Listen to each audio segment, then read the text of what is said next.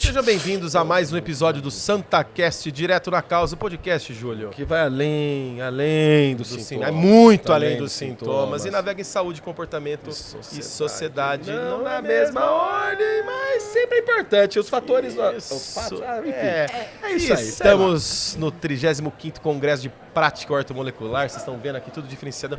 Muito importante esse evento, principalmente para a sociedade, médicos... Todos que trabalham no ecossistema da saúde, mas você, da sociedade, ser humano, sapiens, prestem bem atenção. Porque, Júlio, as emoções que a gente joga aqui, né? Pitadinha de amor, humor, terror, todas as emoções que possamos sentir aqui. E tem uma bateria, né, de conteúdo aqui que a gente foi entrevistando várias pessoas. E a gente falou de hormônio. Falamos de... Oncologia, que dá até uma travada, neurociência, espiritualidade, a gente falou de muita... TDAH, TDDA, um monte de médico, siglas. Melatonina, sono, estresse, tudo voltado assim, nossa, saúde... Opa, direito médico. Voltado, e essa última aqui, gente... Espera aí. Nutrição oncológica. E agora... que é a base, né? Materno-infantil. Mas vamos perguntar para nossa convidada. Mariana, qual pitadinha que a gente põe aqui agora? Qual que você colocaria aí? Vai jogar uma aí. Investimento na saúde. Assim como então pronto. Pessoal, a nossa convidada de hoje, Mariana Lana, nutricionista materno-infantil, e nós vamos falar sobre cuidando de um futuro adulto. Tudo que a gente aprendeu, volta onde? Lá na base. Aê, Mariana, prazer. Prazer recebendo. Obrigado por aceitar nosso convite. Prazer é todo meu. E por onde começamos, falando desse adulto? Pois é, a gente começa... Pode falar. Não. Na infância. Pois é. Ele falou, ele nasceu primeiro, então deixa ele. Tá respeitando, vai. Respeitando, eu vou respeitar ele. Bom, a gente fala, eu acho muito legal a gente estar aqui, obrigado pelo convite, uma honra estar aqui, né? E tudo que vocês falaram, né? Nutrição oncológica, oncologia, parará, a gente podia ter evitado se a gente tivesse investido nesse adulto. Não estaríamos falando de oncologia se a gente tivesse cuidado da base da formação das células que podem criar ou não sistemas inflamatórios, pró-inflamatórios, oncológicos.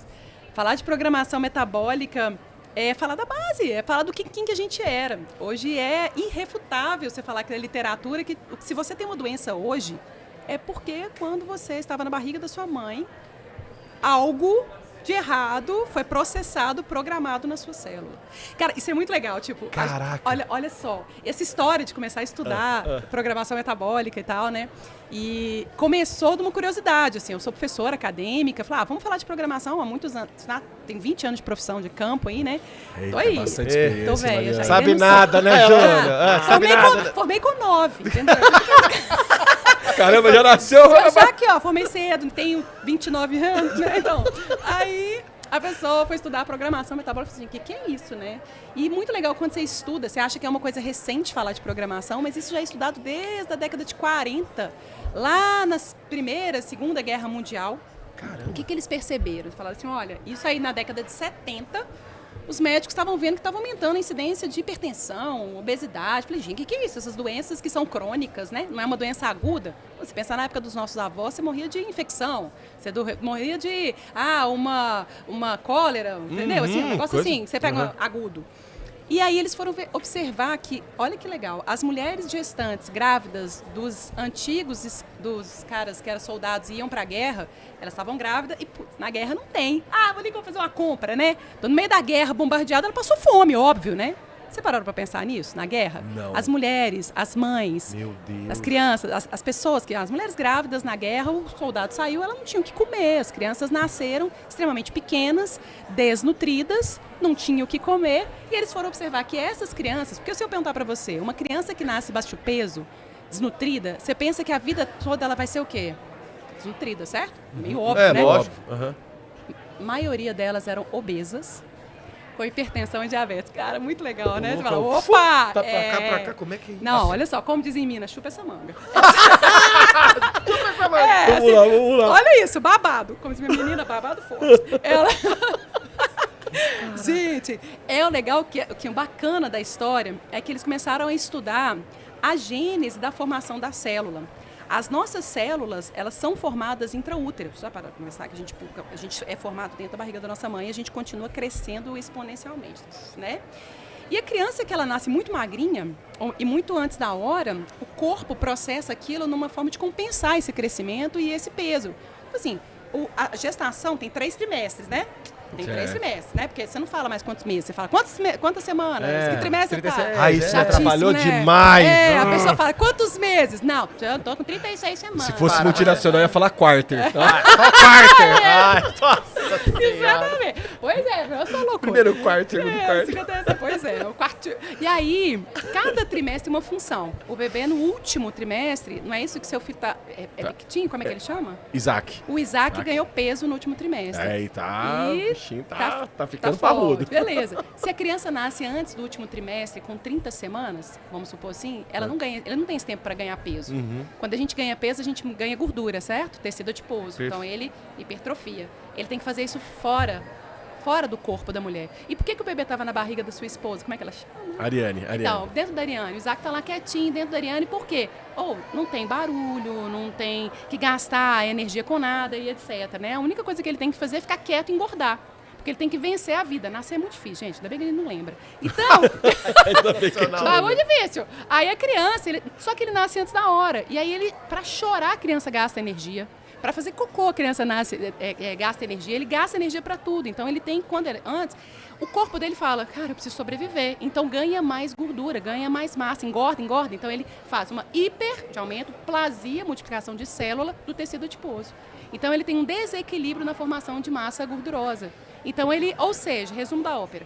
Quando a criança nasce antes da hora, o processamento, a programação, que eu falo que é o manual de instrução do órgão, cara, ele acelera. E aí o tecido adiposo, ele fala, multiplica, porque ele tem que engordar, porque ele não tá na barriga da mãe. E ele tem que gastar energia pra chorar, pra mamar ele gasta energia. E pra sobreviver. Então, tudo que ele teria que ficar quietinho na barriga da mãe, ele tem que compensar fora e ainda ganhar peso. Então, o tecido adiposo aumenta, isso é pro resto da vida. Então, é um cara que tem muito mais tendência a engordar e ter obesidade do que uma pessoa que nasce na época da vida. Olha só, um prematuro. Então, ele tem mais tendência de ser obeso. Vocês entenderam? Assim, lógico. Nossa, meu Deus, gente. É meio... Então, ele tem que compensar o ganho de peso que ele ia ter dentro da barriga, fora da barriga. E aí, ele escreve no manual de instrução que estava assim, né? Deus criou.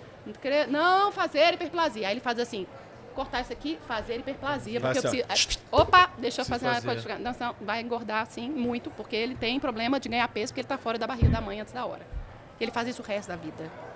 Então, o resto da vida. E o tecido adiposo é um tecido que não morre. Assim, morre, né? Mas assim, ele faz necrose e tal. Mas é muito difícil você queimar tecido adiposo, você diminui as suas células. Quando vocês emagrecem ou engordam, a célula aumenta, teoricamente, faz uma multiplicação e depois ela diminui. Entende? Ela aumenta e diminui. Essas crianças não só aumentam, como multiplicam as células o resto da vida. Por isso que não controla a obesidade infantil, a obesidade em crianças que são prematuras. Isso foi o primeiro ponto que eles fizeram, desses ex-filhos de soldados da Primeira Guerra Mundial. Quando eles foram ver isso lá na frente, eles foram estudar vários hormônios, vários programas que foram errados. Por exemplo, essa questão da desconexão sexual, né? Assim, da programação sexual de pessoas transgêneras, que às vezes têm um cérebro processado, né? Assim, programado para um determinado tipo, gênero, e ele tem um aparelho sexual de outro gênero. Então, ele não conecta, isso é programação, foi diferente. Cara, é muito legal. Isso foi feito na década de 80 por Becker. E aí, 80? 80! E a gente tá falando isso agora. Olha o tanto que eles estão sofrendo. Onde estava essa informação? Peraí, não tinha internet. Não. Não tinha não, gente. Telefone, internet... O ICQ...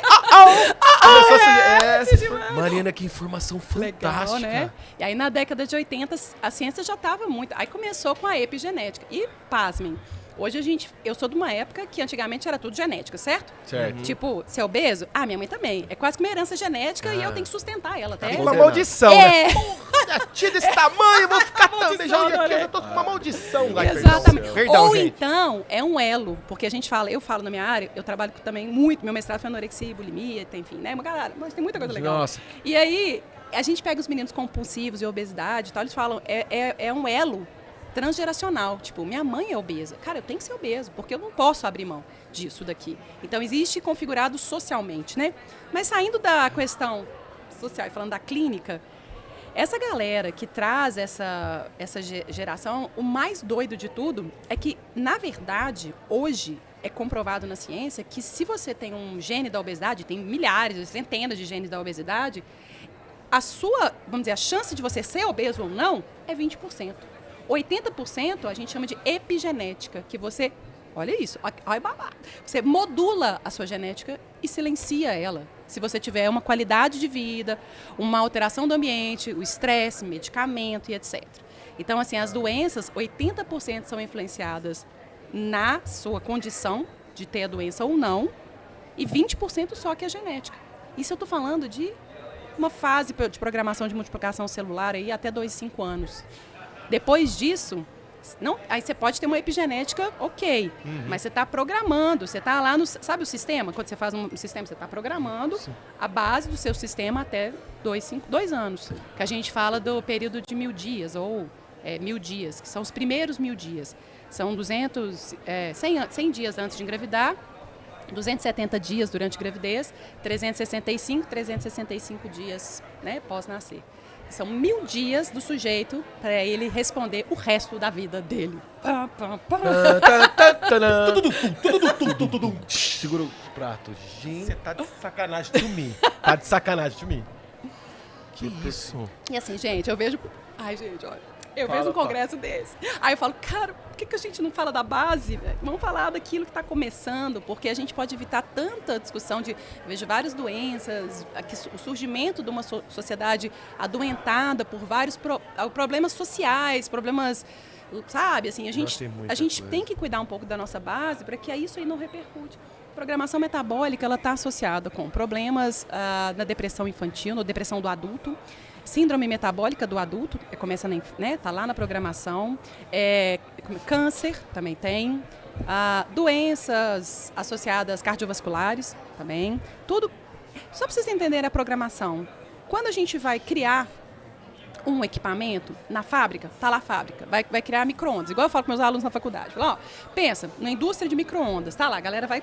Na indústria de micro-ondas, cada coisa tem sua função, certo? Beleza. Você tem um manual de instrução, é assim que usa. Bom, põe no mercado. O cara que compra aquele micro-ondas, ele não usa aquilo ali direito. A gente só esquenta leite, não é? Pipoca... Falhou. Cortou a propaganda aí. E aí a gente não usa, porque a gente não sabe usufruir. Lê o manual, né? E lê o manual. E então a gente não tem noção do nosso manual. E a programação metabólica é o nosso manual. Entendeu? Então, se você parar para pensar, o Isaac, né? Vai nascer. Primeiro ano de vida que ele tiver, você vai ser o seguinte, a gente vai fazer a avaliação do crescimento e desenvolvimento dele, igual eu faço no meu consultório. O primeiro ano de vida, ele tem que crescer até 25 centímetros e até quadruplicar o peso dele.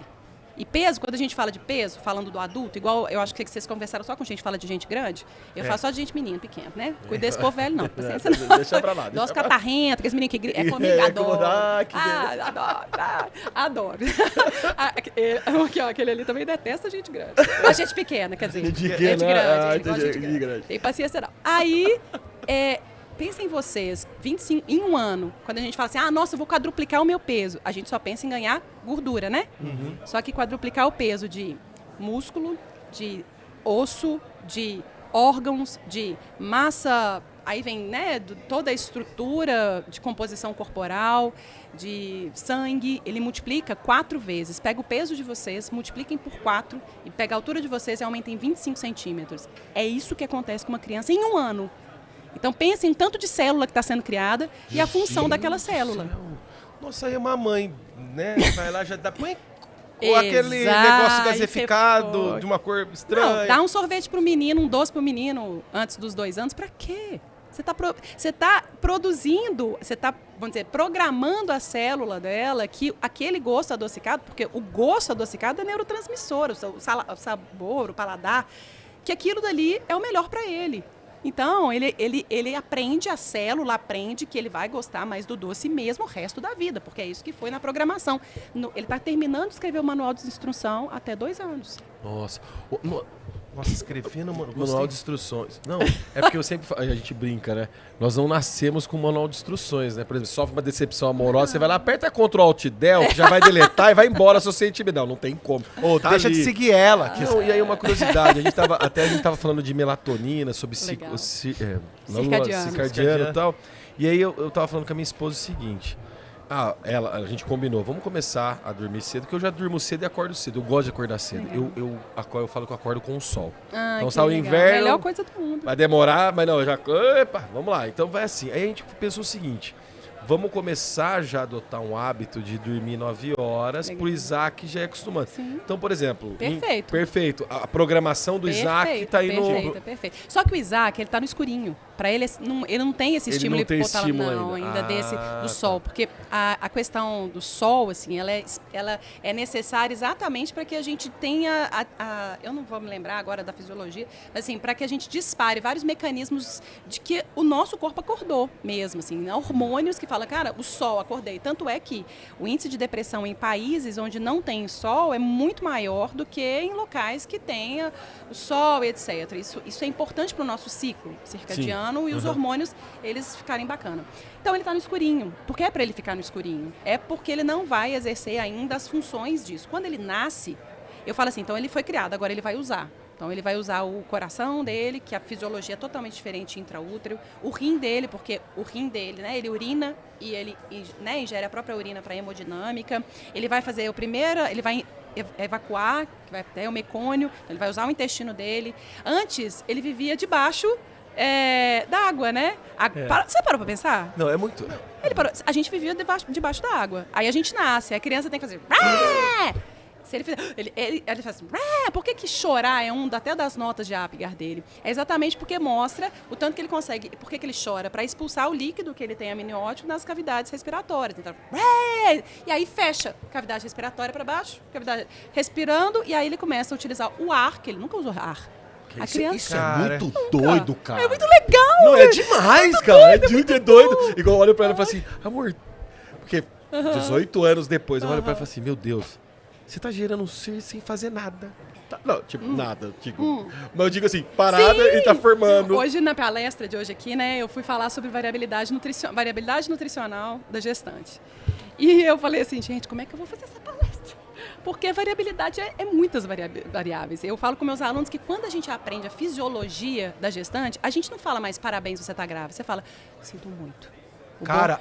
Olha, eu sinto muito, que é muito difícil. Porque a gravidez da mulher, se eu parar e falar um podcast só sobre a grávida, só para você ter uma ideia, só o fato dela estar grávida, ela já aumenta até o final, ela pode aumentar 50% do volume plasmático dela. Ou seja, se ela tem 3 litros de sangue, ela aumenta 50% a mais na mesma artéria ali. Aumenta. Por isso que tem chance. A gestante, quando ela engravida, ela ganha de presente a chance de ficar hipertensa, de ficar diabética. Coitada da mulher, gente. Então, o bom da gravidez... Aí eu vou falar assim, gente, é lindo. Olha isso aí. Ai, meu Deus, não tem corte. Mas eu, Mari, gestei 4 crianças, né? Uma Deus cuida, 3 eu cuido pra Deus. Então, é bem bacana essa troca dele. E eu falo, todas as gravidezes, sinceramente, assim, o melhor delas foi porque acabou. Mas eu falo que vale a pena, né? Porque eu só aprovo a vida que vale a pena. Porque eu tive 3, então eu posso falar, vale a pena. Quando o menino olha pra você e fala, eu te amo. Você fala, velho, eu te amo outros. Não, é outra coisa. E a minha mulher já fala assim, eu quero ter outro. Eu falei, calma, que você ainda não nasceu, mas tudo bem. Se tiver condições, vamos lá. Mas a gestante, ela é muito... Mas eu acredito que a mulher tem essa consciência que muda tudo nela, né? Não, ela sente, né? Ela sente, né? Não é muito difícil, assim. Então, tem várias não é complicações, mas assim, são várias, vamos dizer assim, o sistema imune da mulher é totalmente alterado, porque o tempo todo o corpo entende que aquilo ali é um corpo estranho. Não é aquela coisa assim, ai, que bonitinho, fofinho, neném. O corpo não fica assim, não, ai, que danado. O corpo fala assim, tira isso daqui, o que é isso aqui? Não, expulsa. E assim, é uma guerra muito louca, porque o tempo todo ele está querendo expulsar esse bebê e a mulher fala, não vai expulsar. E aí eu brinco que é como se fosse assim, uma grande empresa. Na hora que ela engravida, progesterona, estrogênio vira CEO e fala, eu mando aqui. Eu que mando. Progesterona faz o quê? Você está precisando de nutriente? Tem problema não. Diminui o ritmo da motilidade para a mulher absorver mais nutriente. Mas o que a mulher fica? Constipada com hemorroida. Mas isso é um detalhe. Aí a mulher precisa de oxigênio. O que a progesterona fala? Aumenta a capacidade de absorção de O2. A mulher fica o quê? Ofegante. Aí ela absorve. Aí ela... ela vai fazendo... Exatamente. Aí ela vai cuidando dos detalhes para o interesse do bebê. Aí o menino não tá precisando de crescer o osso. Aí o corpo fala, não tem problema, calcitonina, leva o cálcio da mulher pro bebê, porque ela não tá tomando leite, então dá o seu cálcio, a mulher fica osteopênica, mas o bebê tem osso. Tá entendendo? Então é um parasita. A gente brinca assim, é um parasitinha lá, mas é o nosso neném. Quantas variáveis, Jesus? Muitas variáveis. E uma das variáveis é a programação metabólica, porque ela está programando um futuro adulto. Aí eu tô aqui, vocês estavam... Não, eu tô... Aí eu fiquei ruminando aqui. Não, é que você falou de 80% a questão da epigenética. Sim. Tá, essa programação. Aí vem pro mundo. 70, 80, isso aí. Vem pro mundo. Aí vem pro mundo. Isso. Essas crianças estão, né? Isso. E aí vem todos esses fatores ambientais, tecnologia, Exatamente. a tela, Blá, blá. negligência do pai, o celular. Qual que é o impacto disso daqui a alguns... Industrializados, já estão aparecendo aumento da incidência no TEA, aumento da incidência de crianças com depressão. Isso tudo é programado. As células, elas se programam para, vamos dizer assim, gente, o corpo se adapta para o meio. Então, se o meio é doente, o corpo vai se adaptar para aquilo dali e ficar. Então, se a criança ela está em uso de tela contínua, ela não socializa, o corpo vai falar assim, esse que é, o cérebro fala assim, é esse o caminho mesmo, é a criança viver de tela. E ela cria mecanismos de dependência daquela condição. Então, ela não quer socializar porque tem que ter uma tela, ela não quer ir para o aniversário, todo mundo no celular, porque é uma programação, faz sentido isso? Tipo, Sim, é uma sim. programação neurológica que é muito mais interessante eu estar numa tela do que eu socializar, porque eu aprendi isso. Ô Mariana, e essa programação, a gente é lúdico aqui, a nossa cabeça é bem lúdica, é que você tá sim. falando, eu tô pensando um monte de dados assim, Aham. tipo, a minha alma saindo e fazendo a programação, tipo, peraí, essa programação tá zoada. Tá, precisa fazer um download. O upload, né? Upload, tá precisando... Atualização do... Não, mas vamos ser lúdico aqui. Sim, claro, eu também. Eu consigo mudar. Aí que é o... Aí eu pulo do gato. Aí você que tava aguardando essa pergunta, então fica com a gente aqui. Ela só tá dando notícia triste. Não, Calma. mas agora vem notícia boa. O mais legal de tudo, que é do mesma forma que nós temos um ambiente desfavorável para coisas ruins serem criadas, a gente se modificarmos o ambiente positivamente, rapidamente ele pode ser favorável para o que a gente quiser. Então, eu posso diminuir a incidência absurda de hipertensão quando eu começo a ter uma qualidade de vida infantil. Eu já atendi no meu consultório crianças de 4 anos. A mãe me ligou e falou, meu filho tem hipertensão. Eu falei, quantos anos? 4 anos. Eu falei, meu Deus. Não. 4 anos. E olha que meu doutorado foi um estudo nacional, né? Foi um estudo do Ministério da Saúde. Assim, a gente fez o fator de risco cardiovascular em criança e adolescente, o ERICA. E a gente via que os números estão só aumentando. E o meu doutorado tem 10 anos que eu fiz. Então, é uma coisa assim, absurda. O tanto de número de crianças que tem aumentado a incidência mesmo, a prevalência, na verdade, com a alteração de pressão arterial, 4 anos. E assim, é uma coisa... E aí, o que acontecia no ambiente desse menino obeso? Assim, só um exemplo. Graças a Deus, hoje já está maior, está super saudável. A família, eram 4 filhos, era esse menino, 4 filhos com ele, e mais a mãe, né, e o pai e tudo mais. O pai obeso. E assim, sabe aquelas coisas assim, de herança mesmo? O pai, por exemplo, fictício, chama José. E o menino chama José Júnior. O pai era obeso, o menino também era obeso. O pai hipertenso, o menino fala, ele tá pertence igual eu, olha, pra você ver. Tipo, ao ambiente. Isso conta, isso é epigenético e tudo mais. Caramba. E aí, o que é importante, porque na hora que eu trabalho com um paciente no consultório, há tantos anos, né, comecei aí, não existia nem nutricionista materno-infantil há 20 anos atrás, eu falei, vamos cuidar da família? Porque não adianta, na nutrição infantil, a gente não cuida de uma única pessoa. Eu falo que o adulto é muito solitário na intervenção, né? Se você fizer dieta e ninguém na sua casa fizer, você vai fazer, mas você vai ficar sozinho. Na criança você não pode fazer isso, porque ele não compra comida. Então, Quem compra é a família. E aí, uma das maiores dificuldades foi isso, porque os outros 3 irmãos eram extremamente magros. E ele era o único obeso, hipertenso e etc. E aí ela comprava chocolate para os irmãos, e assim, eu sou muito empática, eu acho que a gente tem que ser na hora da prática clínica, assim, com o paciente, assim. Ela pedia para ele lamber o chocolate para os meninos comerem, e ele só, não, você dá 3 lambidinhas e os meninos comem. Então olhem com afeto essa fala, porque era o que a mãe tentava acertar, sabe, assim. E eu falava, então vamos fazer o seguinte, vamos comer todo mundo chocolate, mas vamos aprender a comer chocolate? Porque o problema que a gente não sabe comer o chocolate. A gente acha que aquilo que faz mal, não coma. Então, deixa eu te ensinar a comer o chocolate. É açúcar, ok, você metaboliza açúcar. Então, vamos aprender a comer o chocolate? E aí, esse menino foi aprendendo a comer chocolate. No final, ele já tinha emagrecido, níveis pressórios normais, não estava, né? Porque já estava médica, já estava assim, nós vamos ter que entrar, não é possível com a medicação, e etc. 4 aninhos. E aí, ele emagreceu pra caramba e a família toda, quando a família toda entrou nesse ambiente de intervenção, aí ele teve um resultado. Ou seja, na sua pergunta se tem como reverter, sim, mas é algo sistêmico. Eu preciso de um apoio ambiental. Eu preciso das pessoas me ajudarem para aquilo ali. Ou você mesmo, você fala, eu estou sozinho, sou um adulto, eu estou muito mal, vamos fazer uma virada de chave. Beleza, pode ser também. Mas eu que trabalho com criança, eu não quero que essa criança arraste essa hipertensão. Uma criança com uma hipertensão de 4 anos, meu doutorado, comprovei que a chance de risco de um menino de 13 anos, do sexo masculino, com obesidade, e que ele tenha qualquer alteração em nível sanguíneo de glicose, seja qualquer insulina, qualquer variação, ele tem 4,7 chances mais vezes de ter uma doença cardiovascular, que seja um infarto, que seja quase 5 vezes chance mais. Só pelo fato de ser homem, tá obeso, ter alguma alteração e ter 13 anos, assim, esse foi o meu doutorado, assim, né? Que demais, e aí, então o que eu falo, o investimento é possível, mas eu preciso que um sistema me organize, me ajude.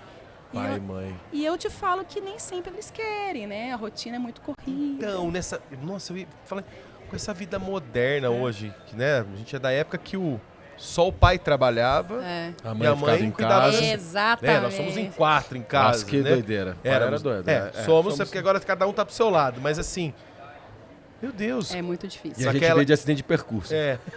Você sabe quem está em casa hoje? Os ajudantes cozinhando, ou então a escola cozinha coisas bacanas. Essa é a realidade atual das crianças, assim. A criança vai para a escola e tem um lanche da escola, que ele fica lá e ele paga, a mãe paga para essa escola um lanche. E o que é bacana, pelo menos na minha realidade, assim, milhares de pacientes atendidos até hoje, que hoje há uma conscientização da materna infantil. É uma área que a gente se apoia muito, a gente pensa muito nisso. Então, quem oferece um lanche da escola, pensa num lanche legal. Porque antigamente, eu não sei aqui em São Paulo, mas hoje é proibido vender, porque na minha época era refrigerante com coxinha. Vocês estão dessa E aí, época? falou bem gostoso, merenda. você vai lembrar? Enroladinho de presunto e queijo. A gente ainda tem um enroladinho, só que a gente tem que entender, que eu brinco que existem nutricionistas que ditam o que tem que comer e que ensinam. Então, hoje eu falo que a gente precisa ser uma nutricionista educadora infantil, educador. A gente precisa educar a sociedade a comer salgado, a comer esses, né, assim, salgados, aprender a comer um chocolate, aprender a comer algo que você aprendeu que se faz mal, nunca coma. Você tá obeso porque eu tomo cerveja. Então não tome cerveja. Tá resolvido. Gente, é a mesma coisa você falar com pessoa com depressão que chora, fala assim, você tá triste? Gente, fica feliz. Tá resolvido o seu problema. Você entendeu? Tá chorando? Chora não. Para de chorar. Não é assim. Existe algo muito sistêmico, comportamental, algo social, algo fisiológico por trás. E a gente tá precisando cuidar dessas doenças, não é só falar de um peptídeo que faz... Tem um sujeito, uma sociedade, algo por trás de toda essa história, sabe? E na pediatria a gente atende a família. Se você é nutricionista, é materno-infantil, você não atende só uma criança, você atende a família. E aí, você trabalha em conjunto com o pediatra? Sempre, muitos. Sempre, né? Mari, sim, eu tenho vários colegas que alguns têm algumas dificuldades na interlocução, mas assim, é muito bacana, a interação é super legal. Eu sou suspeita e obstetra também. Não dá para eu atender um paciente pediatra, porque todo paciente materno-infantil, quem são eles?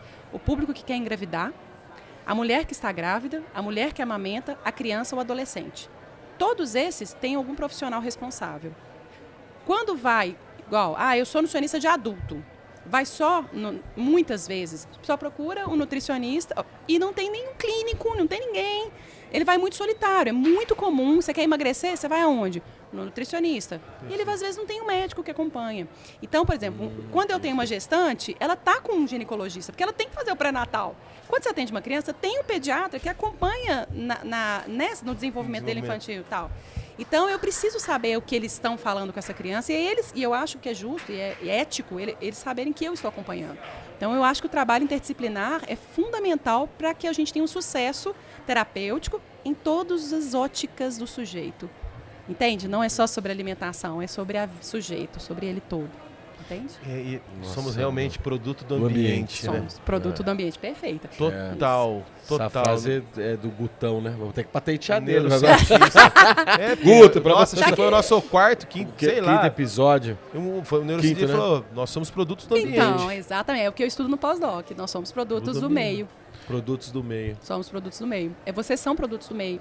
É igual quando você vai na Índia, que você vê aquele tanto tem. Meu Deus, comeram no chão, Paraná. A galera come no chão e come inseto e tá tudo bem. Produto do meio. Se eles vierem pra cá, eles vão falar assim, onde que tem um inseto pra eu comer? Onde que tem? Entende? Mas é social. Nós somos produtos do meio. Entende? Isso é muito legal. O que é esse arroz e feijão? Eles vão falar, não como arroz e feijão, eu queria um inseto. A minha irmã fica mandando vídeo deles, as coisas. Eu falo, para com isso. Como é que come tudo isso? Eu falo, não sei, irmã, não sei o que é isso. Nossa, Mariana, eu tô assim, processando essa programação. Sabe que a hora que ela tava falando, eu fiquei lembrando da gente quando era pequeno. Porque a nossa mãe, Mariana, ela, quando recebeu a notícia, você tá grávida, ela engordou muito. E a nossa mãe ficou praticamente, talvez se eu falar 9 meses em repouso é mentira, mas o que diziam pra gente é que a nossa mãe teve 11 quilos de barriga com a gente, né? Pesadinho. Nascemos com 3,650 cada um. Então nascemos, por ver pra época, eu já vi gente até nascer com... É muito raro, nascer com esse peso todo. Você, os dois, três... Você nasceu com 100 a mais, acha? Eu nasci com... 3,650, 3,750. 3,600 é bebê. Não, era... E minha mãe ficou... A barriga enorme. E nós nascemos com... Já logo em seguida tivemos pneumonia. Aí eu vou contar uma coisa que a gente nunca contou, né? Olha, aí talvez vão até achar esse médico que falou isso pra nossa mãe. E a gente achar que era mentira. Ela falou o seguinte: tinha pneumonia, o médico falou o seguinte: olha. Calma, lembra? Nós somos de Tupã, terra indígena. Não é indígena. Tupã, interior de São Paulo. Mas o nome, Tem esse nome porque tem alguma coisa. O médico falou pra falar: olha, se eu falar isso como médico, vão falar assim, esse cara é louco. Mas os meus antepassados pegavam essa criança que estava com problema respiratório e pegava o restinho da chuva e colocava essa criança no restinho da chuva, a hora que tirava, parava. A minha mãe doida fez isso. Por um tempo eu falei, será que a mãe fez isso? Minha mãe um dia eu falei, pai, fez isso mesmo? Ele falou, fez. A sua mãe doida foi lá e colocou vocês na chuva. E aí ela contou essa história pra gente. Só que às vezes a gente achava, será que a mãe estava meio lúdica, contando essa história e tal? Moral da história, sabe qual é a programação que ela criou na gente? Quando tinha chuva, a gente é da chuva. Nós somos crianças da chuva. Ela tinha que segurar a gente. Já tá lá, já até tem a dança da chuva. E aí ela puxava, não, vocês não vão pra chuva. E a gente brincava assim, chuva na nossa infância era uma coisa, né, Glauco? Chovia, vamos pra rua. Ficava até na enxurrada lá, cara, pra pegar a leptospirose. Que falava, amigo, vai pra água. Aí ela chamava, pelo amor de Deus, sai da enxurrada. Mas a gente que amava eu fiz a na chuva. minha cabeça assim, muito Mais ou menos isso. E aí a nossa programação, quando a gente via a chuva, às vezes, até um pouco... não, agora a gente não faz mais isso. Mas, por exemplo, eu tava no ônibus, começava a chover, não andava de celular, né? Perdão o termo, vou tomar chuva. Porque eu sou da chuva. Olha só. Não sei se tem a ver isso aí. Pode ser, a gente... Vai saber, né? Exatamente. Mas era meio doida, minha mãe foi meio doida. Ela só estimulou o sistema imune, assim, né? E é muito legal, porque a criança, ela nasce realmente muito vulnerável, né? Ela nascer, igual eu falei, nascer é muito difícil, né? É muito difícil nascer, porque é um mundo, imagina, tudo escurinho, quietinho, nananã, tudo bonitinho, ambiente preparado, de repente, luz, todo mundo, menino, queria dar zero, gente, que é isso? O que aconteceu? Eu tava tudo que doi. E aí, assim, fica super vulnerável imunologicamente, que é outra coisa muito bacana a gente pensar que assim, essa imunidade adquirida, ela é super importante para o futuro das doenças ou não. E essa imunidade vem muito influenciada com o ambiente, principalmente com os micro-organismos que estão ali participando da nossa vida. Estava falando hoje, né? Eu estava na casa da minha tia, eu falei com ela, olha, você parar para pensar que hoje a gente tem de micro-organismo dentro da gente muito mais gene dos micro-organismos que moram em nós do que o nosso. Contagem genética, sabe? Células suas, né? Pois é, gene, DNA. Tem muito mais DNA dentro de você de micro-organismo que seu. Então, eles mandam na gente. Aí eu, na aula de micro, eu falo, então, a gente acha que eles moram na gente, a gente que tá morando neles. Falo, gente, vocês estão sendo iludidos. Hospedeiro. E aí a Mari tá falando do sistema imunológico. Raramente a gente fica doente, mano. É raro você pegar... Olha só. Pelo amor de Deus. Bate na madeira, aos antigos, Olha lá, já viu? A programação... A programação da imunidade, bate na madeira. Mas olha que doideira isso, gente. É, muito legal. E você tá falando... Será que a gente não é da água? Porque o Tales de Mileto, o primeiro filósofo antes de Cristo, 624, ele falava, o universo é da água, nós somos da água. Então a gente é alguma coisa, né? Eu não duvido. Sim, pode ser, porque, assim, não sei, também não vou falar, é questionar o Homo sapiens, essa galera ali é muito inteira. Eu não... Preciso almoçar. Né, eu não vou... Mas, que curioso é. A gente é um ser curioso. A gente é um ser curioso, né? Aí uma outra coisa, né, é uma pergunta que eu sempre eles vão dar risada, tá? Não. Brasil na fila do pão. Comparado com outros países. Sim. Essa questão da sua função, que é fundamental, você dos profissionais dessa área. Como que está em questão de qualidade, de evolução, inovação, tecnologia? Assim, gente, isso é super legal. E eu vou falar agora, assim, um pouquinho disso, assim, chamando a honra que eu tive de trabalhar no Ministério em 2 projetos, no Ministério da Saúde. Então, eu sou coautora do Guia Alimentar para Menor de 2 anos. E quando eu passei, né, porque a gente tentou e tal, somos 165 mil nutricionistas. Fomos só 180 nutricionistas do Brasil inteiro que participamos, né? E eu fui uma dessas, assim, muito honrada de fazer parte para escrever o guia alimentar. E prazer nós estar te entrevistando. Poxa, que legal. Tem uma meta de novo. Meta! 02, 150. Não, foi muito legal, porque quando a gente percebe que o Brasil... Aquela coisa, eu, Mari, sou apaixonada pelo Brasil. Também. Eu amo o Brasil, eu amo. Meu irmão mora no Canadá, falou, Dani, não vou para aí não. É legal passear. É legal passear. Fica aí para poder ir, ter lugar para ficar. O friozão é brabo. Mas eu amo o Brasil. Até, assim, o Brasil ele é um dos países ranqueados da saúde pública em que tem mais, vamos dizer assim, preocupação em vamos falar assim, produção de saúde, né? A gente, na verdade, muitos países estão focados nas questões, principalmente países que não têm a saúde pública implementada, no modelo curativo. Você tem uma doença, toma um remédio e cura. Você está doente, vai para o hospital. A gente não, a gente tem muita promoção e prevenção. Eu falo que a nutrição é a única ciência que promove saúde, previne doença e a gente reabilita. Então, o médico aqui, ele tem uma visão ainda... O Brasil ainda é muito medicalocêntrico, assim. Durante muitos anos, hoje a medicina, tanto a ortomolecular, veio muito legal por isso, assim. Nesse sentido, a ortomolecular, que eu digo assim, baseada em evidência, e a gente tem isso aqui. Ela, vamos dizer assim, ela previne a doença e promove saúde. Então, o Brasil, com as políticas públicas mesmo, assim, a gente está muito avançado. Então, é um país muito heterogêneo em se cuidar. Então, o sistema público de saúde hoje é referência internacional.